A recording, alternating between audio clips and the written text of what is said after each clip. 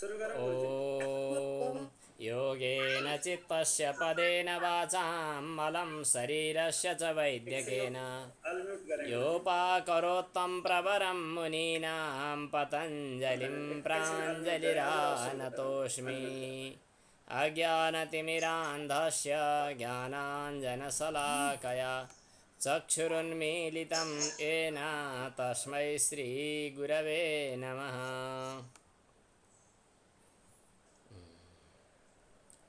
पातञ्जलि योग सूत्रको कैवल्यपादको 16औं सूत्रसम्म हामी पुगिसकेका छौँ। न च एकचित्ततन्त्रं वस्तु तद अप्रमाणकम तदा किम स्यात्।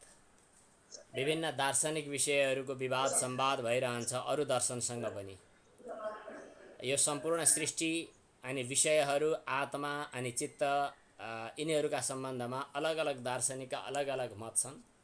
कुनै पनि आफ्नो सिद्धान्तलाई सुस्थिर बनाउनका लागि दर्शनको रूपमा स्थापित गर्न सकियो भने सुस्थिर हुन्छ भनेर हाम्रा प्राचीन ऋषिमुनिहरू वैदिक ऋषिमुनिहरूले आफ्नो सिद्धान्तलाई वेदको आधारमा दर्शनको भूमिकामा स्थापित गर्ने एउटा परम्परा थियो, जो मूल प्रामाणिक दर्शनहरूमध्ये। त्यसै क्रममा यो योग दर्शन र सांख्य दर्शनलाई प्रतितन्त्र सिद्धान्त मिल्दाजुल्दा दर्शन भनेर पनि बताइन्छ। त दृश्य वस्तुहरू केवल बुद्धिको कल्पना मात्रै हो अथवा क्षणिक अनित्य हुन्, उत्पन्न भएका हुन् अथवा यिनी नित्य हुन्, भइरहन्छन्।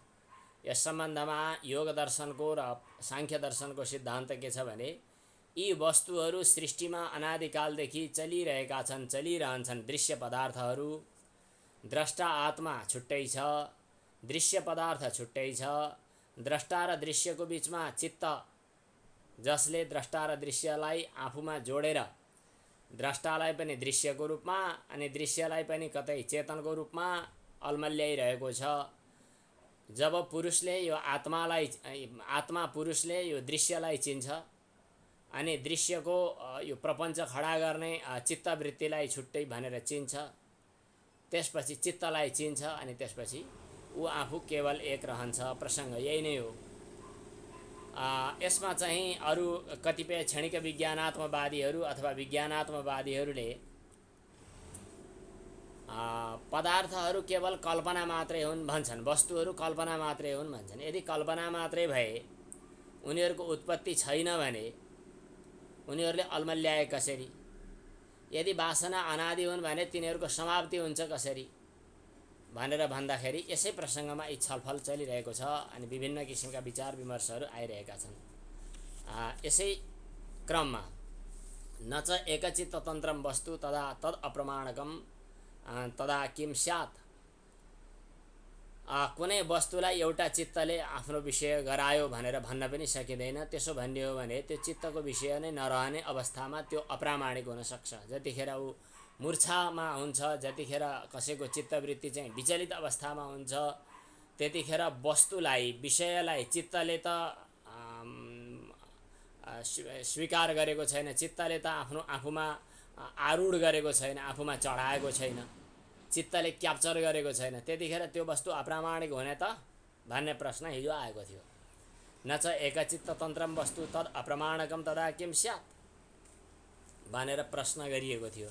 त्यसमा के भनिएको थियो भन्दाखेरि यदि चित्तले वस्तुलाई ग्रहण गरेर मात्रै वस्तुको अस्तित्व भएको हो भन्ने मान्ने हो भने जतिखेर चित्त भ्रान्त भएको हुन्छ, विक्षिप्त भएको हुन्छ, जतिखेर चित्त भौतारिएको हुन्छ, त्यतिखेर चाहिँ त्यो वस्तु होइन भन्ने त छैन भन्ने त व्यग्र निरुद्ध अवस्थामा पनि त वस्तु छ भन्नुपर्दछ। त्यसकारणले वस्तुको अस्तित्व स्वतन्त्र छ, छुट्टै छ। पुरुष छुट्टै छ, पदार्थको अस्तित्व छुट्टै छ, चित्तवृत्ति त बिचमा चित्तको कुरा छुट्टै छ। यिनीहरू चाहिँ छँदैछन्, वस्तु सधैँ छँदैछन् भन्ने कुरा बताउँदैछ। अब यसपछि 17औं सूत्रमा के कुरा आयो त? अब हामी स्क्रिन सेयरतिर पनि अलिकति जाने प्रयास गर्दछु म।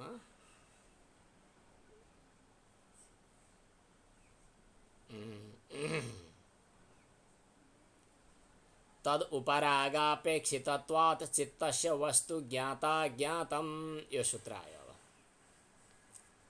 तद उपरागापेक्षितत्वात् उच्चारण गर्नुहुन्छ। तद उपरागापेक्षितत्वात्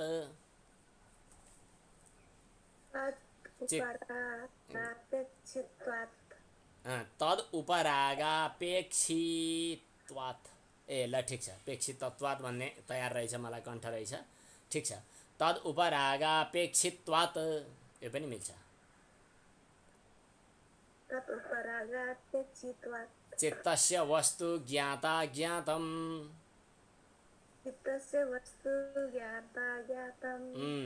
चित्तस्य चित्तको तद उपरागापेक्षितत्वात् भनेको त्यो वस्तुको उपराग, वस्तुको संसर्ग। उपराग भनेको चाहिँ के भने प्रतिबिम्ब पर्ने ठाउँलाई पनि उपराग भनेर भन्छन्। त्यो उपरागको अपेक्षा हुने भएको हुनाले वस्तु ज्ञाता ज्ञातम, कहिले ज्ञात हुन्छ जानिएको हुन्छ, कहिले नजानिएको पनि हुन्छ। यो योग दर्शनको सिद्धान्त भयो। भनेको के हो त भन्दा अलि दोहोऱ्याएर फेरि भन्छु, एकैचोटि त बुझिँदैन। पदार्थ वस्तु जो हो नि त्यो चित्तसँग देखा पर्यो भने पदार्थ छँदैछ। मेरो अगाडि एउटा चाहिँ रेडियो छ अथवा टेलिभिजन छ, टेलिभिजन वस्तु छँदैछ। अथवा एउटा घडा छ, त्यो घडा छँदैछ। तर चित्तले त्यसलाई ग्रहण गर्यो भने त्यतिखेर ज्ञात भयो। चित्तले त्यो वस्तुलाई ग्रहण गरेन भने त्यो अज्ञात भयो। अज्ञात भनेको नजानिएको, ज्ञात भनेको जानिएको। यति हो कुरा। भनेपछि अरू दार्शनिकहरूले वैनाशिक भन्छौँ हामी। वैनाशिक भनेको बौद्ध अन्तर्गतका एउटा सम्प्रदायहरू हुन्। अरू कतिपय दार्शनिकहरूले के भन्छन् त भन्दा पदार्थ मैले जान्दिएर भयो, बुद्धिवृत्तिमा आरूढ भएर भयो पदार्थ। मेरो विचार जस्तै एउटा उदाहरणको लागि हाम्रो देशको अवस्था कस्तो छ, नेपालको अवस्था कस्तो छ भनेर सोध्यो भने खराब छ, गरिब छ, नेताहरू खराब छन्, देश खराब छ, गरिब छन्, सबैतिर झगडा छ, समस्या छ। बुद्धिवृत्तिले त्यही जानो त्यही भयो। अब अर्कोले भन्दैछ हाम्रो देशमा के छैन, सबै कुरा छ। यहाँ चाहिँ जलस्रोतको दृष्टिले धनी छ, हाम्रा प्राचीन ऋषिमुनिहरूको ज्ञान सम्पत्ति छ, अनि तराई पहाड हिमाल मिलेको छ, विभिन्न जात जाति समाज सम्प्रदाय अनि के अरे कला संस्कृति रीतिरिवाज भाषा सबै छन्। सबै हुँदाहुँदै पनि सबै मिलेर बसेका छन्। कस्तो आनन्द छ, आत्मीयता छ भन्यो भने त्यो पनि छ। राम्रै वस्तु सोच्यो भने राम्रो, नराम्रो वस्तु सोच्यो भने नराम्रो। वस्तुतः के हो त, राम्रो कि नराम्रो भनेर भन्दा अरू दार्शनिकहरूले के ठान्ने भए त भन्दा हाम्रो बुद्धिवृत्तिले जे ठान्यो त्यही हो।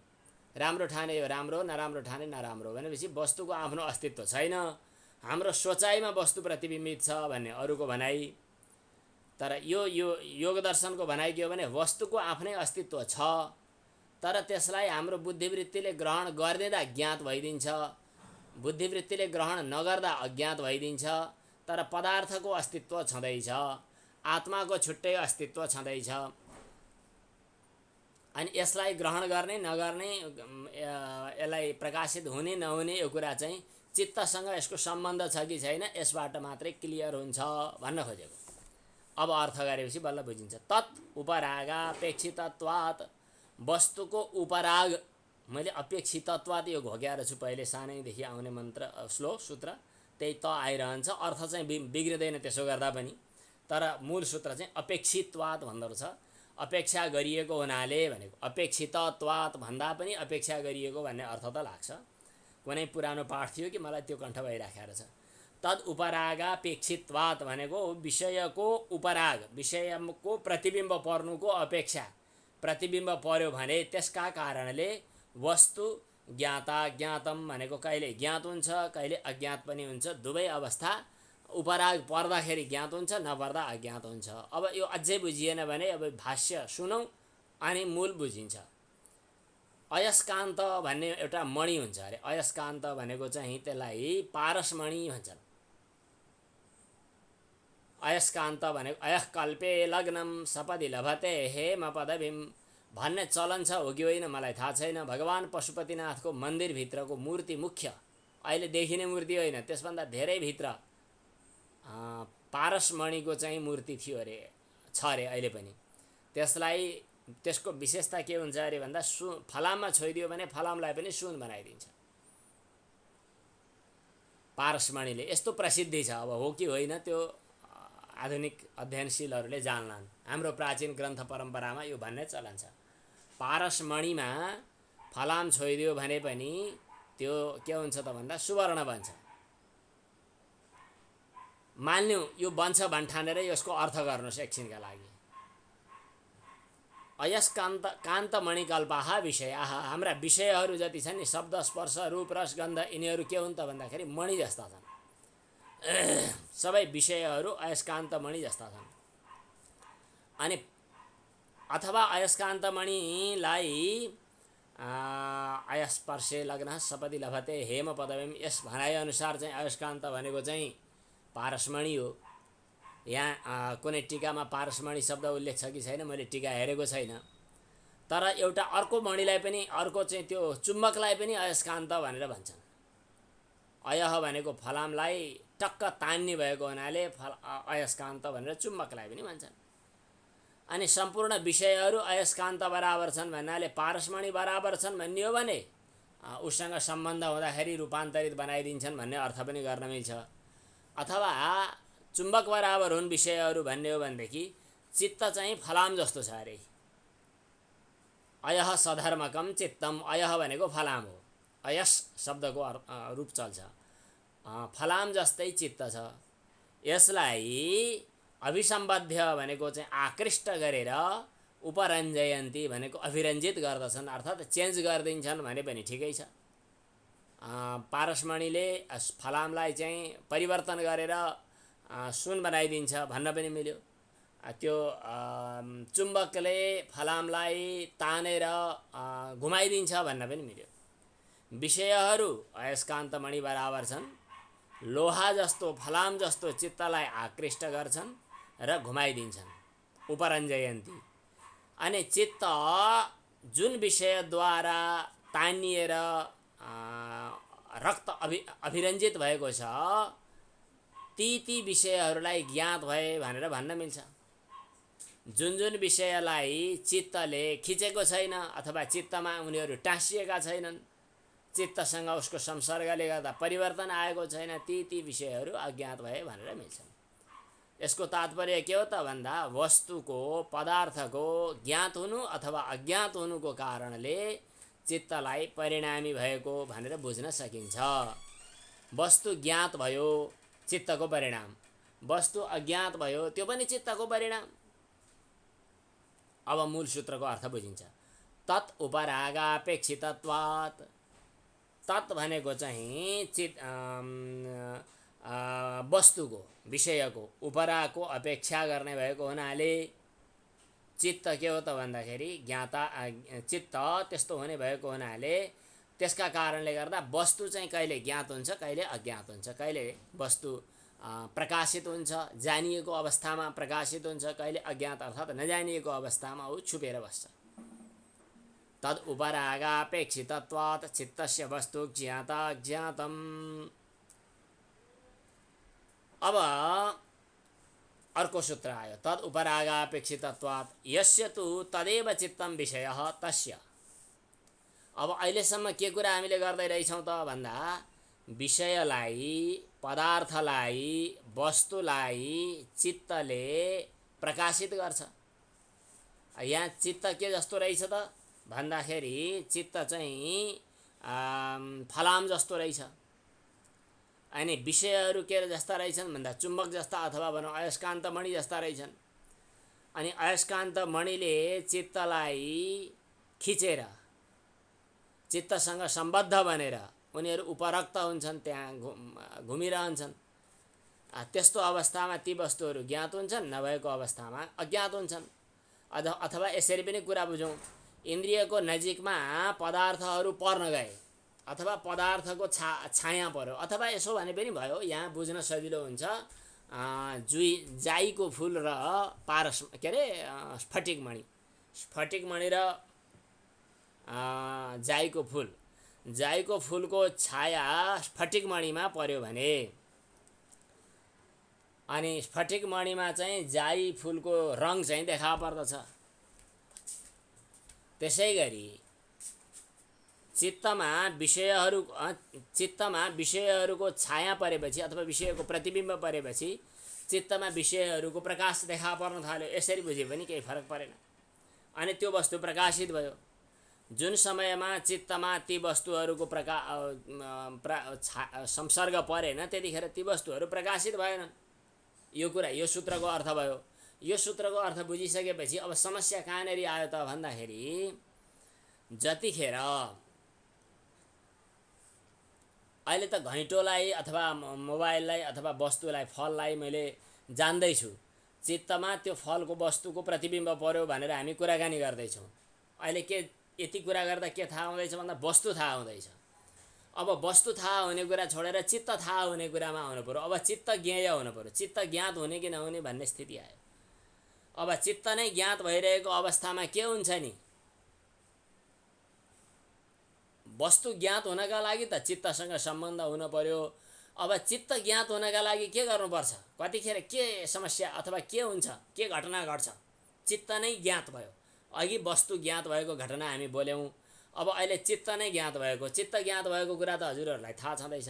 आज मेरो चित्त कस्तो चञ्चल छ, आज चित्त कति ठेगानमा छैन, आज मेरो चित्तमा कस्तो शान्ति छ, अथवा चित्त चाहिँ चञ्चल छ, चित्त चञ्चल छैन, चित्तको बारेमा पनि त थाहा हुन्छ। अब यस्य तु तदेव चित्तम विषय। विषय भनेको हाम्रो पारिभाषिक शब्दहरू अन्यत्र अरू बेला नसुने अब बुझ्न गाह्रो हुन्छ। अब घैँटोलाई मैले जान्दैछु भन्यो भने मेरो बुद्धिवृत्तिको विषय घट भयो भन्छौँ, विषय भन्छौँ त्यसलाई। मेरो बुद्धिवृत्तिले क्याप्चर गर्ने विषय घट भयो भन्छौँ। अब अहिले चाहिँ चित्त नै विषय हुँदैछ। चित्त नै विषय हुँदा के गर्ने भनेर भन्दैछ। अब यसको उत्तरमा अब सूत्र आयो। सदा ज्ञाताश्चित्तवृत्तयः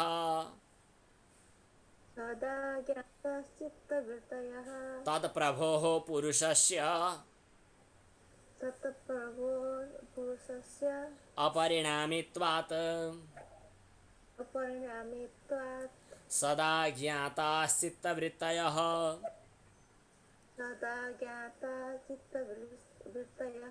तत्प्रभोः पुरुषस्य अपरिणामित्वात्।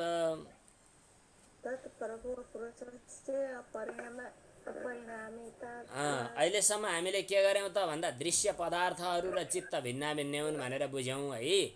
दृश्य पदार्थ र चित्त भिन्नै हो भन्ने कुरा हामीले बुझ्यौँ।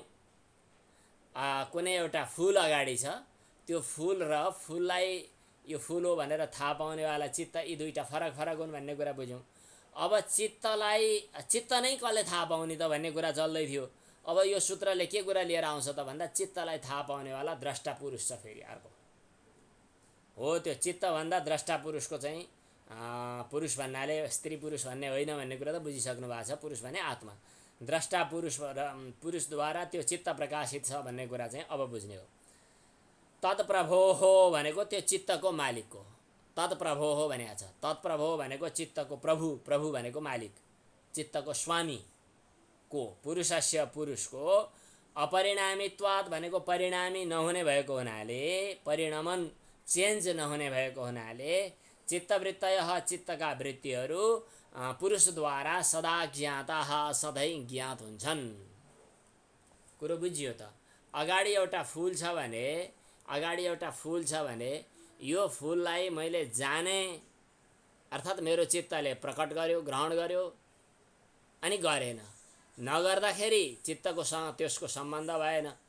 सम्बन्ध हुँदा ज्ञात भयो। यसको मतलब के भयो? चित्त परिणामी भयो, चित्त चेन्ज भयो। चित्तले घरि ग्रहण गर्ने, घरि नगर्ने, घरि क्याप्चर गर्ने, घरि नगर्ने गरिरह्यो।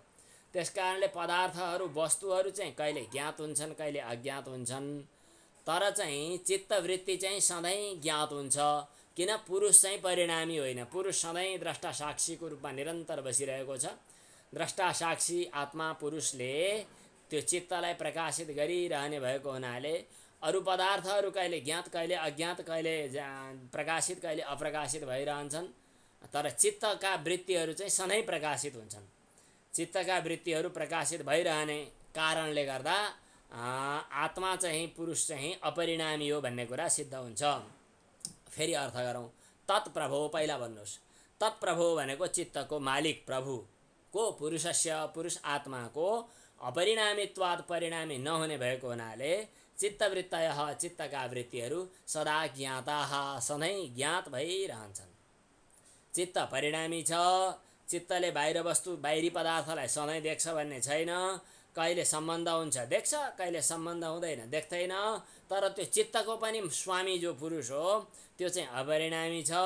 अपरिणामी चेन्ज नहुने सदा समान भएको हुनाले चित्तका वृत्तिहरूलाई उसले सधैँ देखिरहेको हुन्छ।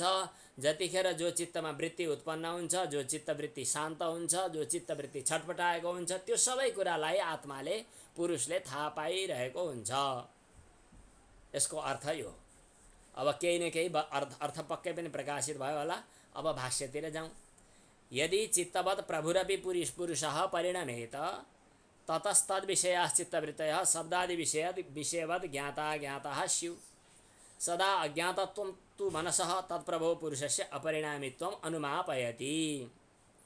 यदि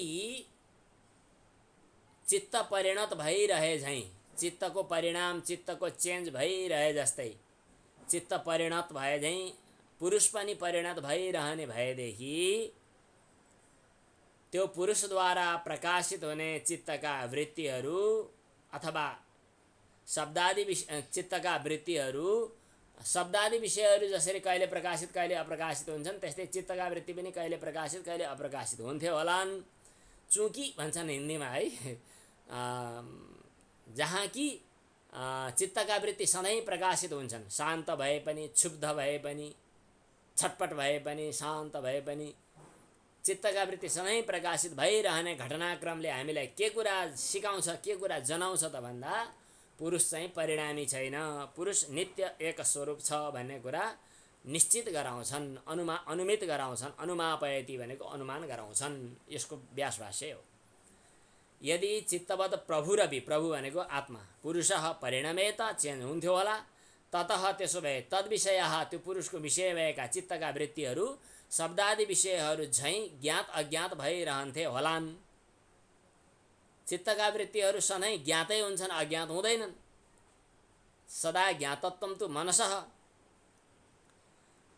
तत्प्रभो हो। त्यसकारणले त्यसको मालिक भएको पुरुषलाई पनि अपरिणामी हो भन्ने कुराको अनुमान गराइदिन्छन्। अब यसपछि अर्को सूत्रमा जाउँ। होइन, अब एउटा अर्को दार्शनिकहरूसँग झगडा हुँदैछ है। अब फेरि अर्को दार्शनिकसँग झगडा कसरी हुँदैछ त भन्दाखेरि अब अर्कै कुरा गर्दैछन्। केही दार्शनिकहरूले के गर्दछन् त भन्दा चित्त आफै स्वप्रकाश छ भन्छन्। स्वप्रकाश भनेको कुरो बुझिन्छ, आफै प्रकाशित हुने। हामीले अरू बेला पनि दर्शनको विषयहरू पढ्दा भन्यौँ होला। जस्तै हजुरले पुस्तक हेर्नका लागि के चाहिन्छ? एउटा पुस्तक चाहिन्छ, उज्यालो चाहिन्छ, आँखा चाहिन्छ, मन चाहिन्छ, आत्मा चाहिन्छ। पाँचवटा कुरा चाहियो। पुस्तक, उज्यालो, आँखा, मन, आत्मा। अब पुस्तक, उज्यालो, आँखा, मन, आत्मा। अब पुस्तक होइन, उज्यालो हेर्न पर्यो। उज्यालो हेर्न पर्यो भने के चाहियो त भन्दाखेरि पाँचवटा कुरा चाहिन्छन् भन्ने सिद्धान्त यहाँनिर क्यान्सल भयो। उज्यालो, आँखा, मन, आत्मा। अब यो उज्यालो कसले थाहा दियो त? उज्यालोलाई कसले उज्यालो गरायो? जस्तै पुस्तकलाई उज्यालो कसैले दिनुपर्छ र न पुस्तक देखिन्छ। उज्यालोलाई कसले उज्यालो दियो त भन्दा अहिले उदाहरणको लागि मानौँ, यद्यपि यो पनि परमात्माको उज्यालोले भनौँला, त्यो छुट्टै प्रसङ्ग हो। उज्यालो आफै उज्यालो छ भन्नु पर्यो। अब यो उज्यालो, आँखा अनि मन, आत्मा। अब चाहिँ छोडिदिउँ, उज्यालोलाई पनि हटाइदिउँ। अब आँखा थाहा पाउनु पर्यो। मेरो आँखा छ कि छैन भन्ने थाहा पाउनका लागि आँखा, मन र आत्मा भए पुग्छ। अब यसलाई पनि हटाइदिउँ। अब मन थाहा पाउनका लागि मन र आत्मा भए पुग्छ। अब मन पनि हटाइदिउँ। अब आत्मा थाहा पाउनका लागि आत्मा स्वयं भए पुग्छ। यसका लागि अर्को उज्यालो चाहिँदैन, अर्को इन्द्रिय चाहिँदैन, अर्को मन चाहिँदैन भने जस्तै। त्यस कारणले वेदान्त सिद्धान्तमा आत्मा स्वप्रकाश भनेर हामी भन्ने गरेका छौँ। यहाँ योग दर्शनमा पनि यो कुरा मिल्यो, आत्मा स्वप्रकाश छ। ठिक छ। अब कसैले भन्नाले अघि भने जस्तै बुद्धिवृत्तिलाई नै सर्वेसर्वा ठान्ने, आत्माको छुट्टो अस्तित्व नमान्ने दर्शनकाले के भन्छन् त भन्दाखेरि त्यो बुद्धि नै स्वयं प्रकाश छ भनेर भन्छन् उनीहरू। तत् भनेको त्यो बुद्धिवृत्ति, स्वाभासम भनेको स्वयं प्रकाश छ। अहिलेसम्म हामीले के कुरा गऱ्यौँ त भन्दाखेरि वस्तुलाई आत्माले प्रकाशित गर्छ, चित्तलाई पनि आत्माले प्रकाशित, वस्तुलाई चित्तले प्रकाशित गर्यो, वस्तुसँग चित्त सम्बन्ध हुँदा वस्तु ज्ञात भए। वेदान्तको कुरो मिसिँदा कहिलेकाहीँ खिचडी अलि बिग्रिन्छ, त्यतातिर नजाउँ अहिले। वस्तुलाई चित्तले प्रकाशित गरे, त्यस कारणले वस्तु प्रकाशित भयो। अब चित्तलाई आत्माले प्रकाशित गर्दछ भन्ने कुरा आइराखेको छ अघिल्लो सूत्रमा के आयो? सदा ज्ञाता चित्तवृत्तयः, चित्तका वृत्तिहरू ज्ञात छन्। किन? तत्प्रभो भनेको त्यसको मालिक पनि भएको प्रभु पुरुष आत्माको परिणामी नहुने, आत्मा स्वयं प्रकाश भइरहने भएको हुनाले भनौँ। होइन त्यो होइन, चित्त नै स्वयं प्रकाश छ। चित्तले नै आफैले विषयलाई प्रकाशित पनि गर्दछ, आफू आफै प्रकाशित पनि हुन्छ भने हुन्न र भनेर एउटा पक्ष निस्कियो। स्यात् आशंका चित्तमेव स्वाभासम विषयाभासम च भविष्यति अग्निवत। जसरी अघि भन्यो नि बत्तीलाई अर्कोले उज्यालो दिनु पर्दैन, अग्नि आफै प्रकाशित छ। त्यसै गरी चित्त आफै प्रकाशित छ, अर्को आत्मा पुरुषको आवश्यकता पर्दैन। अरू आत्माको चाहिँ अस्तित्वलाई छुट्टै मान्नु जरुरी छैन भन्नेहरूले प्रश्न निकाले, पूर्व पक्ष निकाले, शङ्का गरे। त्यो शङ्काको समाधानका लागि अब यो सूत्र आयो, न तत स्वाभासम दृश्यत्वात्। उच्चारण गर्नुहोस् त, न तत स्वाभासम दृश्यत्वात्। तत् भनेको त्यो चित्त, स्वाभासम भनेको स्वयं प्रकाश न हुन सक्दैन। हुन सक्छ कि भनेर प्रश्न आयो, अनि हुन सक्दैन। किन? दृश्यत्वात्, त्यो चित्त पनि दृश्य भएको हुनाले जो दृश्य छ त्यो आफै प्रकाश भएको भन्न मिल्दैन, अरूले प्रकाशित हुनुपर्छ।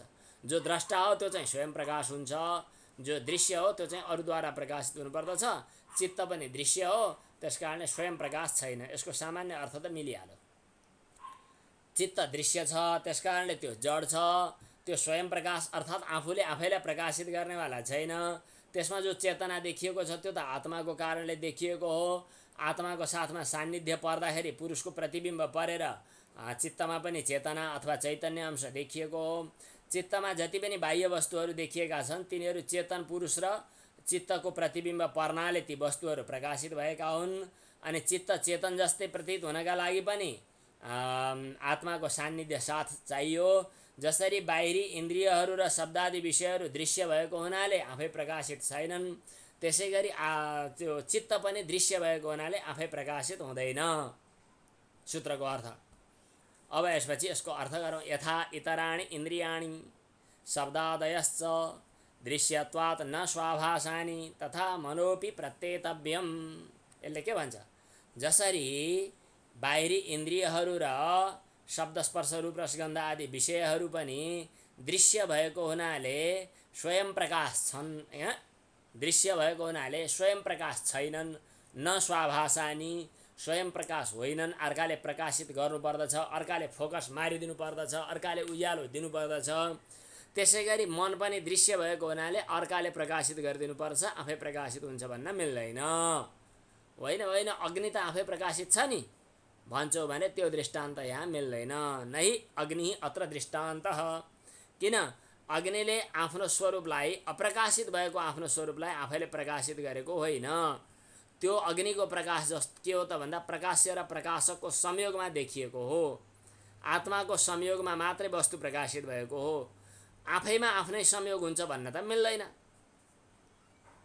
अग्निमा जो प्रकाश देखिएको छ त्यो प्रकाश्य र प्रकाशकको संयोग भएर देखिएको हो। अग्निको आफ्नै स्वरूप मात्रबाट उसको प्रकाश्य र प्रकाशक भावको संयोग हुन सक्छ भन्न मिल्दैन। अब यसको तात्पर्य के हो त? किंच स्वाभासम चित्तम इति अग्राह्यमेव कस्यचित् इति शब्दार्थः। अब चित्तलाई यदि स्वप्रकाश हो भन्ने हो भने अरू कसैले त्यसलाई प्रकाशित गर्दैन भन्नुपर्ने अर्थ आउँछ। जसरी आकाशलाई आत्मप्रतिष्ठ भनियो भने आकाश कहीँ अन्यत्र बसेको हुन्छ भन्न मिल्दैन भनिन्छ नि।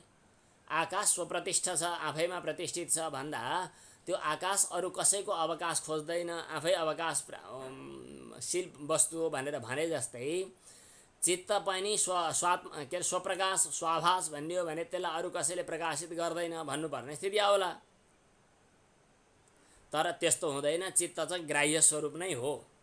ग्राह्य भनेको अरूद्वारा ग्रहण गरिने हो। किञ्च स्वाभासम चित्तमिति अग्राह्यमेव कस्यचित् इति शब्दार्थ तद्यथा स्वात्म प्रतिष्ठम आकाशम न पर प्रतिष्ठम इत्यर्थ। स्वबुद्धि प्रचार प्रतिसंवेदनात् सत्वानां प्रवृत्ति दृश्यते। मानिसहरूले आफै प्रकाशित भएको रूपमा चित्तलाई बुझ्दैनन्। चित्त व्यापारलाई पनि अरू कसैले अनुभव गरेको रूपमा अनुभव गरिरहेका हुन्छन्। कसरी अनुभव गर्दछन्? मेरो मन यस विषयमा लागेको छ, मेरो मन डराइरहेको छ, मेरो बुद्धि मेरो चित्त आज चाहिँ छटपटाइरहेको छ, म यस विषयमा रिस गरिरहेको छु, म योसँग चाहिँ लोभ लागिरहेको छ, यो कुरा त मलाई नभई भएको छैन भनेर चित्तको गतिविधिलाई पनि अर्काले ग्रहण गरिरहेको अनुभव हुन्छ। यसको मतलब के भयो त भन्दा चित्त चाहिँ स्वप्रकाश होइन, चित्त अरूद्वारा ग्राह्य हो, स्वयं ग्रहणात्मक होइन। चित्त पनि यदि ग्राह्य नभएको भए यस्तो भाव हुने थिएन। जो भाव यस्तो हुन्छ कि क्रोधोहम भीतोहम, म डराएको छु, म रिसाएको छु, मेरो यस विषयमा आज ज्यादै मन लागिरहेको छ, राग छ, यस विषय त मलाई भन्यो कि रिस उठ्छ भनेर हामी भन्छौँ। चित्तको बुद्धिको वृत्तिलाई चाहिँ बुद्धिलाई यदि कसैले ग्रहण नगर्ने भए यस्तो अनुभव हुने थिएन। यस्तो अनुभव हुन्छ, त्यसकारणले चित्तलाई अरू कसैले प्रकाशित गरिरहेको हुन्छ। यही विषयमा अर्को पनि तर्क छ। एक समय च उभयानवधारणम, उच्चारण गर्नुहोस्। एक समय च उभयानवधारणम। एक समय भनेको एकैचोटि, उभय भनेको दुईटैको, अवधारणम भनेको ग्रहण गर्नु, अनवधारणम भनेको ग्रहण हुँदैन। भनेको चित्तको ज्ञात स्वरूप के अरे होइन, चित्तको माने अरूलाई प्रकाशित गर्ने स्वरूप र चित्त प्रकाश्य हुने स्वरूप। यदि चित्त आफै प्रकाशित हुने हो, स्वप्रकाश हो भने अरू वस्तुलाई प्रकाशित गरिदिँदा ऊ प्रकाशक झैँ भयो। जस्तै घटपट आदि वस्तुलाई चित्तले जान्दैछ भन्दा चित्त प्रकाशक भयो। अनि चित्तका गतिविधिलाई फेरि बुझिँदै गर्दा चित्त प्रकाश्य पनि भयो। एउटै वस्तु एकैचोटि प्रकाशक पनि प्रकाश्य पनि हुन सक्दैनन्। एक समय च भनेको एकैचोटि, उभयानवधारणम भनेको प्रकाश्य पनि प्रकाशक पनि दुईटै हुन्छन् भन्न सकिँदैन। अथवा चित्त र चित्तका विषयहरू दुईटा एकैचोटि जान्न सकिँदैन। बाहिरका पदार्थहरूको जब चित्तमा प्रतिबिम्ब पर्दछ त्यतिखेर चाहिँ द्रष्टा पुरुषले प्रतिबिम्ब सहित चित्तलाई जान्दछ भन्ने कुरा भन्न मिल्छ, किन द्रष्टा पुरुष चाहिँ अपरिणामी हो। चित्त चाहिँ आफ्नो स्वरूपलाई र अरू दृश्य पदार्थलाई एकैचोटि चित्त आफैले जान्न सक्दैन, किनभने ऊ परिणामी छ। परिणामी भएको हुनाले छिनछिनमा परिवर्तन पनि भइरहन्छ। के छ, एउटा नियम छ के अरे युगपत ज्ञानानुत्पत्तिर मनसो लिङ्गम। एकैचोटि दुईटा ज्ञान मनमा उत्पन्न पनि हुँदैन। ऊ सानो सानो घाँस सानो सानो टप्प टप्प टिप्ने मात्रै हो। यतावता चित्त स्वप्रकाश हो भन्न मिल्दैन। चित्तको काम केवल बाहिरी पदार्थहरूलाई प्रकाशित गर्ने,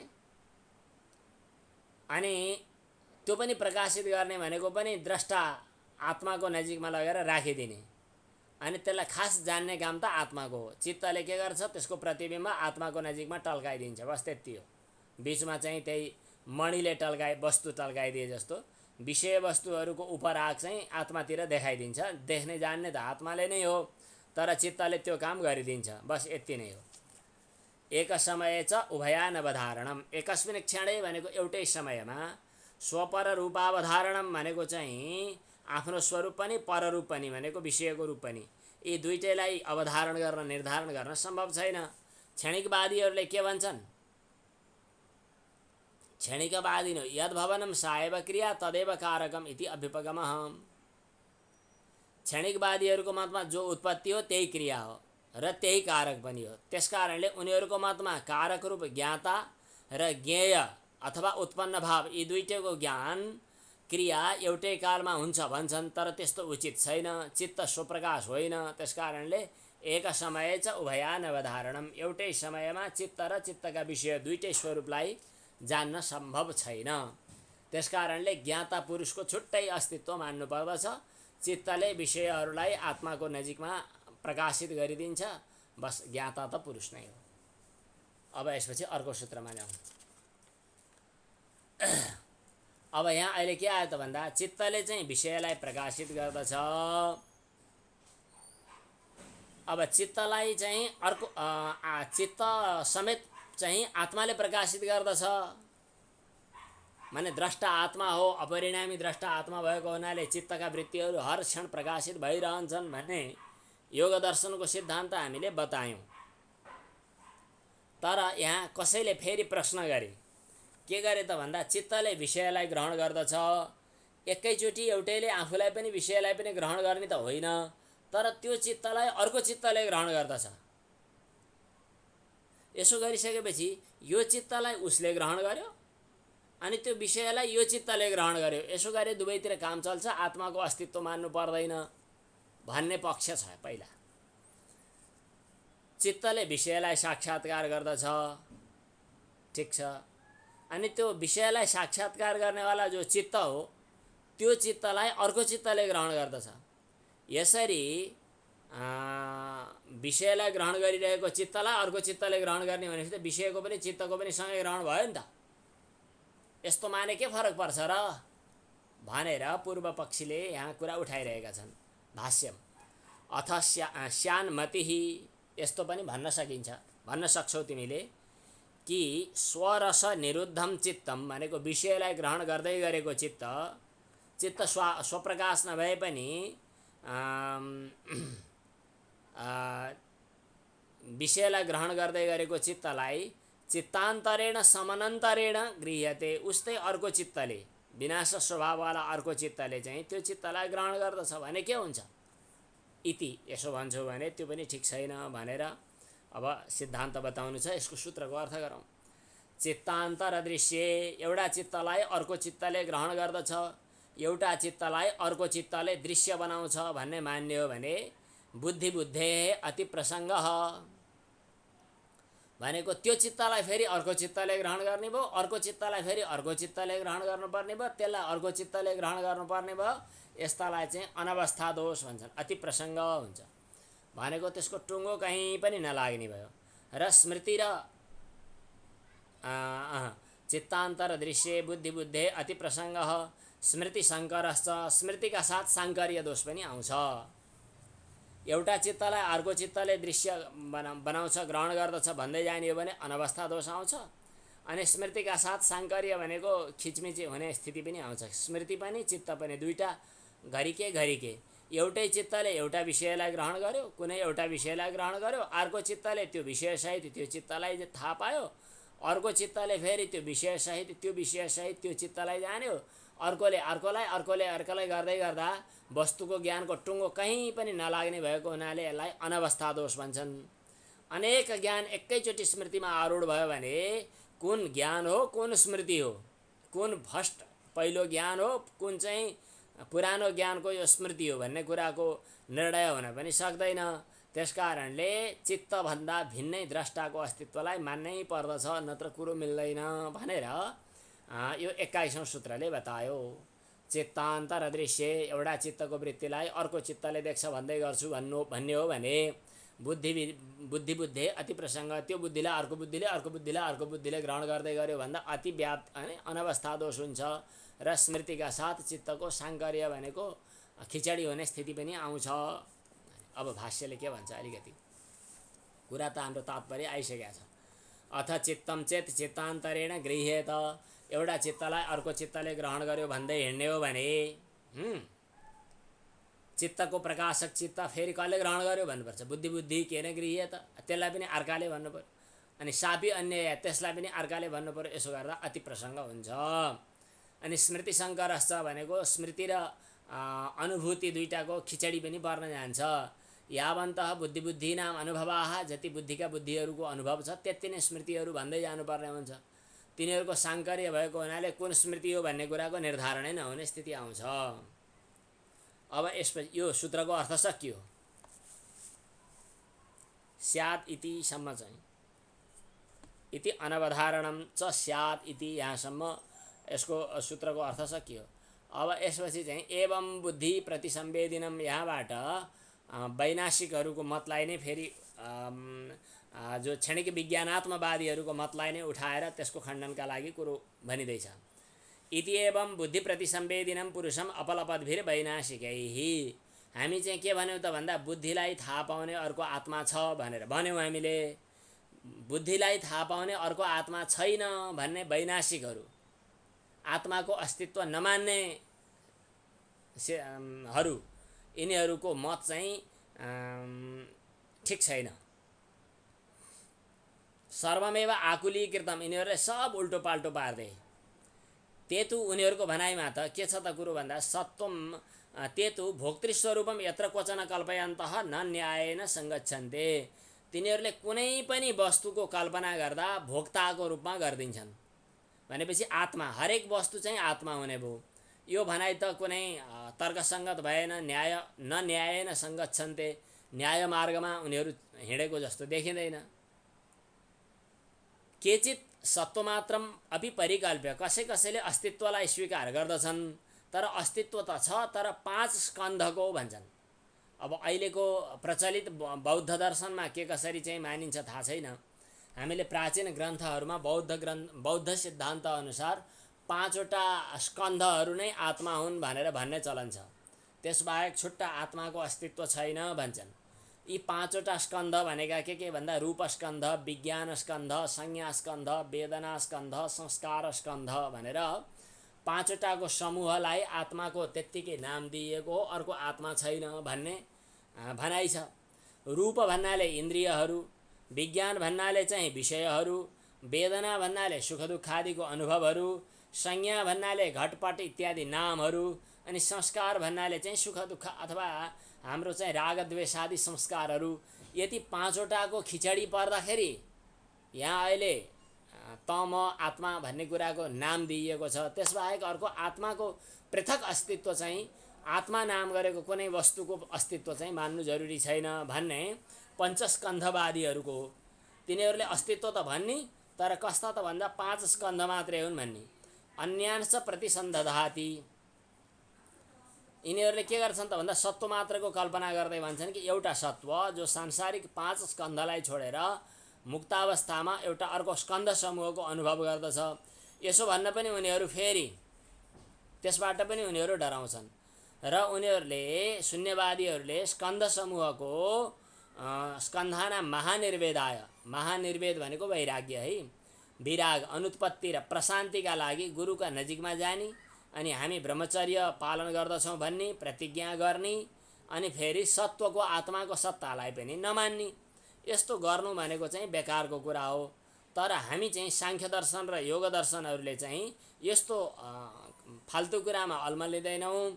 स्वशब्दद्वारा चित्तको भोक्ता र स्वामी पुरुष आत्माको रूपमा पुरुष छुट्टै छ भनेर हामी उपयन्ती भनेको हामी स्वीकार गर्दछौँ। सांख्य योगादयस्तु, हामी सांख्य दर्शन र योग दर्शनका अनुयायीहरूले के प्रवादलाई माने कुन सिद्धान्तलाई मान्दछौँ त भन्दा स्वशब्दले पुरुष छुट्टै जो चित्तको स्वामीको रूपमा रहेको छ त्यो भोक्ता पुरुष हो भन्ने कुरा हामी उपयन्ती, हामी स्वीकार गर्दछौँ। चित्तान्तर दृश्ये बुद्धि बुद्धे अति प्रसङ्ग स्मृतिशङ्करश्च, किन हामी यसरी छुट्टै आत्माको अस्तित्वलाई मान्दछौँ त भन्ने कुरामा अब यो 22औं सूत्र आइरहेको छ। चितेः अप्रतिसङ्क्रमायास्तदाकारापत्तौ स्वबुद्धि संवेदनम्। उच्चारण। चितेः अप्रतिसङ्क्रमायाः तदाकारापत्तौ स्वबुद्धि संवेदनम्। चितेः भनेको चैतन्यको, चिति भन्छन्, चिति भनेको चैतन्य हो। चितेः भनेको चैतन्यको, अप्रतिसङ्क्रमायाः भनेको चाहिँ चैतन्य भनेको आत्मा भइहाल्यो होइन। आत्मा चाहिँ परिणामी छैन भन्यौँ हामीले, चेन्ज हुनेवाला छैन। गुणका कार्यहरू परिवर्तनशील छन्। चित्तवृत्ति परिवर्तनशील छ। चित्तले विषयहरूलाई घरि ग्रहण गर्ने, घरि छोड्ने, दुनियादारी गर्छ। तर आत्मा चाहिँ संक्रम अर्थात् अपरिणामी छ। अनि त्यसकारणले आत्माले चाहिँ चित्तका वृत्तिहरूलाई सधैँ थाहा पाइरहन्छ। चित्तले चाहिँ विषयलाई कहिले प्रकाशित गरिदिन्छन्, आत्माको नजिक ल्याइदिन्छन्, कहिले ल्याइदिन्नन्। चित्तले वस्तु ल्याइदिँदा आत्माद्वारा त्यो प्रकाशित भयो, अथवा के अरे आत्मा ज्ञात भयो। चित्तले वस्तुलाई नल्याइदिँदा वस्तु अज्ञात भयो। चित्त परिणामी छ। यस्ता कुराहरू हामीले पहिला गरिसकेका छौँ। चित्ते अप्रतिसङ्क्रमायाः, चित्तशक्ति चाहिँ प्रतिसङ्क्रमण गर्दैन, अर्थात् क्रियारहित छ, असङ्ग छ। तर पनि तदाकारापत्तो भनेको तदाकार भइदिँदा स्वबुद्धि संवेदनम, त्यसलाई आफ्नो बुद्धिको चित्तको ज्ञान हुन्छ तदाकार भइदिँदा। चेतन माने चैतन्य जो आत्मा हो, पुरुष हो नि, त्यो अपरिणामी छ। त्यसमा कुनै क्रिया छैन, त्यो कुनै वस्तुहरूमा सङ्ग गर्नेवाला छैन, असङ्गी छ। असङ्गो ह्ययम पुरुष उपनिषदले बताएको छ। तर पनि अप्रतिसङ्क्रमायाः चित्ते, चैतन्य आत्मा चाहिँ परिवर्तनशील नहुँदै पनि चित्तका सम्बन्धले, जो चित्तले के गर्छ त भन्दा सम्पूर्ण पदार्थहरूलाई प्रतिबिम्बको रूपमा ल्याएर देखाइदिन्छ। त्यो चित्तका सम्बन्धका कारणले गर्दा चित्तको आकार जस्तै जस्तै बन्दछ। वृत्ति सारूप्यम इतरत्र, वृत्ति जस्तै बन्दछ। अनि त्यसपछि बुद्धि त्यतिखेर चाहिँ चित्तको आकारवाला बन्दछ। त्यो त्यतिखेर वृत्तिसहित बुद्धिको ज्ञान पनि हुन्छ र आफ्नो बुद्धि र बुद्धिका वृत्तिको ज्ञाता ऊ स्वयं भोक्ता पनि बन्दछ। हुन त वस्तुतः पुरुष स्वयं ज्ञाता भोक्ता होइन, ज्ञाता होइन, तर पनि निर्विकार माने असङ्ग हो, त्यो अपरिणामी हो, अप्रतिसङ्क्रम हो। तर पनि वस्तुको चित्तको सङ्गतका कारणले गर्दाखेरि चित्तमा विषयहरू आइदिन्छन् अनि चित्तले त्यसलाई प्रकाशित गरिदिन्छ अनि आत्मा भोक्ता जस्तो बन्दछ। चित्ते अप्रतिसङ्क्रमायास्तदाकारापत्तो स्वबुद्धि संवेदनम। अब यसको टीकामा अलिकति भाष्यमा के आउँछ? अपरिणामिनी हि भोक्तृशक्ति। अपरिणामिनी भनेको परिणमन नहुने, चेन्ज नहुने। अप्रतिसङ्क्रमा भनेको सङ्क्रान्त नहुने, भोक्ता शक्ति। परिणामी विषयहरूमा अर्थात् बुद्धिमा, परिणामिनी अर्थै भनेको विषयमा प्रतिसङ्क्रान्ता इव, मानव प्रतिसङ्क्रान्त भए झैँ गरेर तद्वृत्तिम अनुसरति भनेको बुद्धिको वृत्तिको पछि लाग्छ अनि बुद्धिको वृत्तिलाई चेतन झैँ बनाइदिन्छ। तस्याश्च प्राप्त चैतन्योपग्रह स्वरूपायाः, यस प्रकार चैतन्यको चेतना प्राप्त गरे जस्तो गर्ने जो बुद्धिवृत्ति हो, त्यो बुद्धिवृत्तिको अनुकार मात्रतया त्यसको अनुसरण मात्रै गर्दै गर्दा अनि बुद्धिवृत्तिका साथ अविशिष्ट चित्तशक्ति ज्ञानवृत्ति भनेर बताइन्छ। ज्ञानवृत्ति आख्यायते। यो कुरा अन्यत्र शास्त्रमा पनि बताएको छ। न पातालं न च विवरं गिरीणां नैवान्धकारं कुक्षयो नोदधीनां गुहा यस्यां निहितं ब्रह्म शाश्वतं बुद्धिवृत्तिम अविशिष्टां कवयो वदन्ति। यो उपनिषदको एउटा मन्त्रमा पनि गुहाहितं गौहरेष्ठं पुराणम भनेर पढेको हो। तम दुर्दर्शम गूढमनुप्रविष्टम, हाम्रो रुबीजीले यस्तो वाचन गर्ने चलन थियो। तम दुर्दर्शम गूढमनुप्रविष्टम आउँछ कि गुहाहितं, सरस्वतीजीलाई पनि आउँछ। हजुर, गावर तम दुर्दर्शम गूढमनुप्रविष्टम गुहाहितं गह्वरेष्ठं पुराणम् अध्यात्मयोगाधिगमेन देवं मत्वाधिरो हर्षशोकौ जहाति। यो कहाँको श्लोक हो? यो कठोपनिषद। कठोपनिषदको हो। त्यहाँ गुहाहितम भनेर भन्यो। यहाँ पनि आत्माको उसको सम्बन्धमा जुन गुहामा, गुहा भनेको गुफा, यस्याम भनेको जुन गुहामा, शाश्वत ब्रह्म निहितम भनेको रहेको छ। उत्तरार्ध पछिल्लो पङ्क्ति हेर्नुहोला। यस्याम भनेको जुन गुहामा, शाश्वतम ब्रह्म भनेको नित्य ब्रह्म चाहिँ निहितम भनेको रहेको छ, त्यो चाहिँ न पातालम, पाताल पनि होइन, न विवरम गिरीणाम, पर्वतको कन्दरा पनि होइन, नैवान्धकारम, त्यो कुनै अँध्यारो पनि होइन, उदधिनाम कुक्षी भनेको समुद्रको कुनै कोखभित्र अथवा समुद्रको एकदम गहिराई पनि होइन। शाश्वतम अविशिष्टाम कवयो वेदयन्ती, त्यो अविशिष्टा बुद्धिवृत्तिलाई कवि विद्वानहरूले चाहिँ बताउँछन्। यो श्लोकलाई वाचन गर्नुहोस् त, कति मिठो आउला रुबीजीले।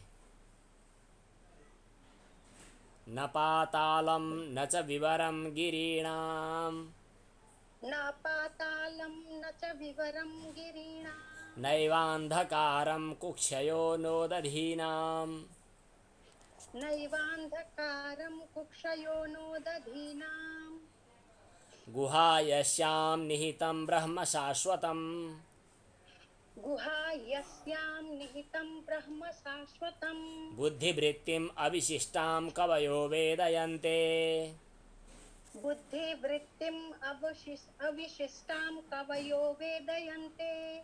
अतस्स ठिक छ, अति राम्रो। अतस्स एतद् अभ्युपगम्यते, त्यस कारणले हामी हाम्रो सिद्धान्त यो मान्दछौँ। अब लगभग आफ्नो सिद्धान्त स्पष्ट रूपमा यहाँ बताइँदैछ कि दृष्टिदृश्योपरक्तं चित्तं सर्वार्थं,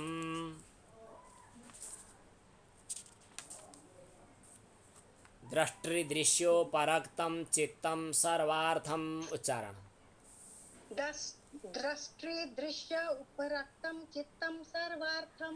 दृष्टि भनेको द्रष्टा भन्दाखेरि दृष्टि हुन्छ। जस्तै पितृको पिता, धात्रीको धाता, मातृको माता भने जस्तै द्रष्टा भनेर देख्नेवाला आत्मा भनिन्छ भने त्यसलाई जोड्दाखेरि समास गर्नुभन्दा अगाडि अथवा यो प्रयोग गर्नुभन्दा अगाडि चाहिँ मूल शब्द दृष्टि हुन्छ। दृष्टि भनेको द्रष्टा र दृश्य, द्रष्टा र दृश्यसँग उपरक्तम भनेको रङ्गिएको छ के चित्तम चित्त, सर्वार्थम भनेको सम्पूर्ण विषयवाला बन्छ त्यही चित्त। द्रष्टा र दृश्यसँग रङ्गिएको चित्त सबै अर्थवाला बन्दछ। कसरी रङ्गिएको छ द्रष्टा र दृश्यसँग चित्त, यो कुराको अलिकति अर्थ विचार गरौँ। द्रष्टा र दृश्यसँग चित्त रङ्गिएको छ। जब चित्त चाहिँ दृश्यसँग रङ्गिन्छ त्यतिखेर दृश्यका पदार्थहरू सबै लिएर जान्छ अनि आफ्नो स्वरूपसहित द्रष्टाको विषय बन्छ र द्रष्टातिर लगेर देखाइदिन्छ। द्रष्टासँग रङ्गिएर चाहिँ फेरि आफू चेतन बने झैँ गरेर दृश्यलाई प्रकाशित गर्न खोजे झैँ गर्दछ। द्रष्टा र दृश्य यी दुइटैमा रङ्गिन्छ र दुइटैको प्रतिबिम्ब चाहिँ चित्तमा पर्ने कारणले गर्दा दुवैको आकार धारण गर्दछ चित्तले, घरि द्रष्टातिर जस्तो घरि दृश्यको जस्तो। अनि आफू दृश्य त आफू चाहिँ चित्त त छँदैछ, आत्माको दृष्टिले ऊ दृश्य हो, आत्माले उसलाई प्रकाशित गर्दछ चित्तलाई। अनि वस्तुहरूलाई मै प्रकाशित गर्छु कि झैँ गरिकन आफूमा प्रतिबिम्ब पार्दछ। आत्माको चैतन्यको आश्रयमा आफैले प्रतिबिम्ब पारे झैँ गरेर आफैले प्रकाशित गरे झैँ गरिदिन्छ। आखिरमा चित्त आफैले प्रकाशित गर्ने त होइन, चित्त सर्वार्थक बन्दछ। दृश्य पदार्थसँग रहँदा दृश्य रूपवाला बन्दछ, द्रष्टा रूप पदार्थसँग साँठगाँठ गरेर द्रष्टा पदार्थ जस्तै बन्दछ। यस प्रकार चित्त चाहिँ सर्वार्थक बन्दछ। चित्त भन्नु बुद्धि भन्नु यहाँनेरि अब धेरैजसो कुरा मिलेकै छ। कहिले मनको कुरा पनि आइसकेको छ, कहीँ फरक, अलिकति फरक, कहीँ उस्तै रूपमा प्रयोग भइरहेको छ। यो चाहिँ तीन गुणहरूमध्ये सत्वगुणको परिणाम हो। सत्वगुणको परिणाम भएको हुनाले यो चाहिँ प्रकाशक पनि छ।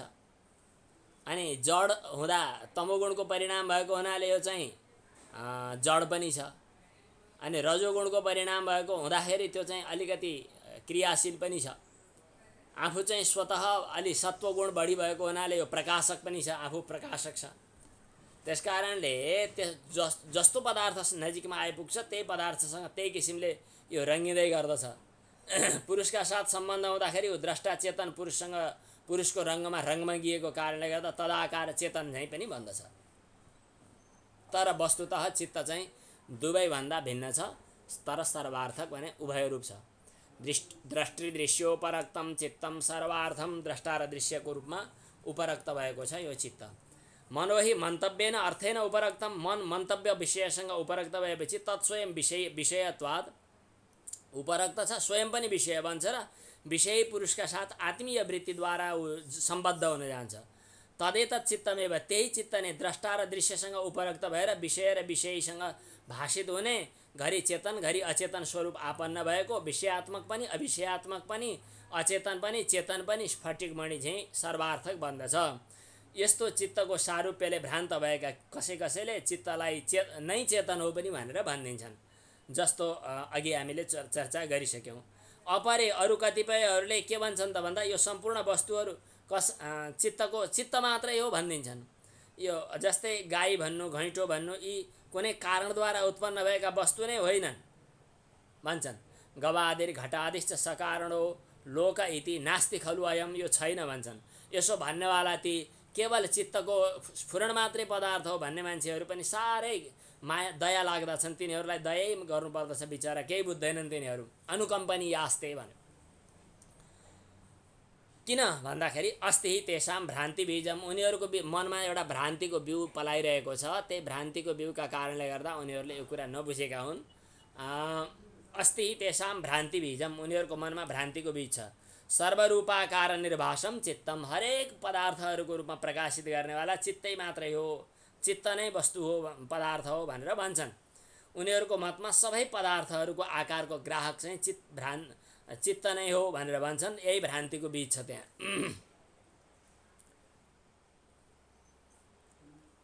कस्मात् अस्ति तेषां भ्रान्ति बीजम सर्वरूपाकार निर्भासम चित्तमिति समाधि प्रज्ञायां प्रज्ञेयः अर्थः प्रतिबिम्बीभूतस्तस्य आलम्बनीभूतत्वात् अन्यः। समाधि प्रज्ञामा प्रतिबिम्ब रूप प्रज्ञेय अर्थ माने चित्त त ज्ञेय हुन्छ, त्यतिखेर त्यसको आलम्बनीभूत भएको हुनाले त्यो ज्ञाता चाहिँ आत्मा चैतन्य त्यसभन्दा भिन्न हो भन्ने कुरा बुझ्नु पर्दछ। यदि ज्ञाता चैतन्य आत्मा छुट्ट नहुने हो भने, यदि चित्त मात्रै हो भन्ने हो भने प्रज्ञाद्वारा कसलाई ग्रहण गरेको त त्यतिखेर? सचेत अर्थश्चित्त मात्रम स्यात् कथम प्रज्ञेय एव प्रज्ञा रूपम अवधार्येत, प्रज्ञाले आफ्नै रूपलाई कसरी ग्रहण गर्ने?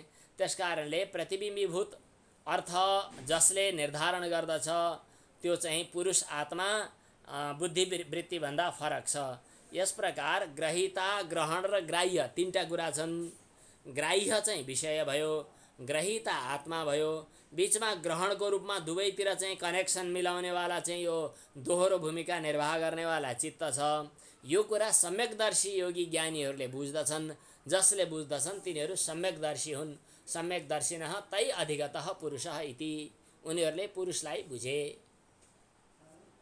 ओम। समय त अतिक्रान्त भइसकेछ। आज अब यही नै विश्राम गरौँ।